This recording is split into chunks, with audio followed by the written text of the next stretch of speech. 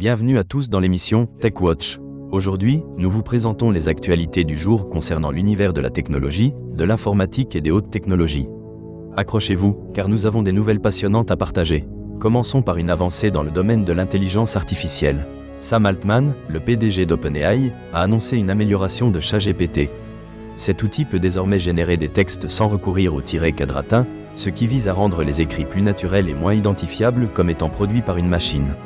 Cela pourrait transformer notre interaction avec les contenus générés par l'intelligence artificielle.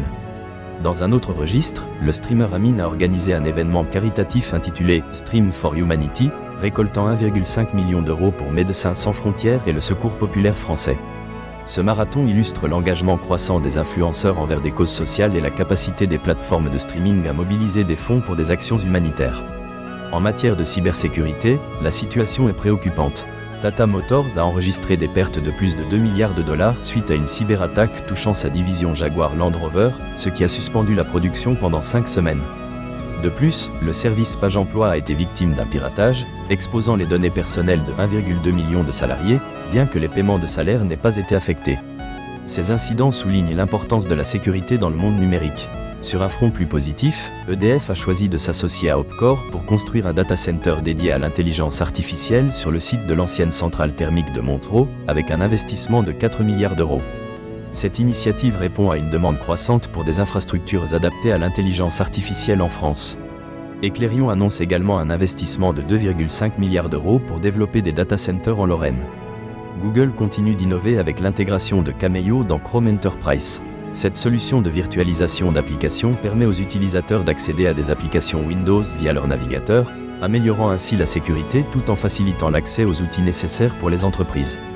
L'École 40 de Paris se distingue également en organisant un événement intitulé « La Tech pour toutes », visant à sensibiliser les femmes aux métiers du numérique.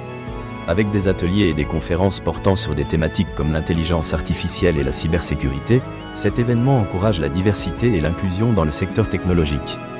Google Cloud a annoncé des ajouts intéressants à BigQuery, permettant des analyses avancées sur des données structurées et non structurées. Cela facilite l'utilisation des modèles de langage de grande taille sans nécessité de personnalisation complexe des invites, simplifiant ainsi l'accès à des outils d'analyse puissants. AMD prévoit une croissance significative dans le secteur des data centers, avec une forte hausse de son chiffre d'affaires. La société a également annoncé le lancement de nouveaux processeurs et unités de traitement graphique pour 2026, visant à capitaliser sur la demande croissante en solutions d'intelligence artificielle. Le Club des médias de l'information et de la technologie a lancé les trophées Startup Martech 2026, un concours récompensant les jeunes entreprises innovantes dans le domaine du marketing technologique. Les candidatures sont ouvertes jusqu'au 3 décembre 2025, offrant aux startups une belle opportunité de se faire connaître et reconnues pour leur créativité. EDF a adopté Private Discuss, une solution de communication sécurisée pour protéger les échanges d'informations sensibles. Cette plateforme offre des fonctionnalités avancées de chiffrement, répondant aux besoins des organisations traitant des données stratégiques. Les chercheurs de Google ont mis en lumière des malwares utilisant l'intelligence artificielle pour échapper à la détection, comme PromptFlux.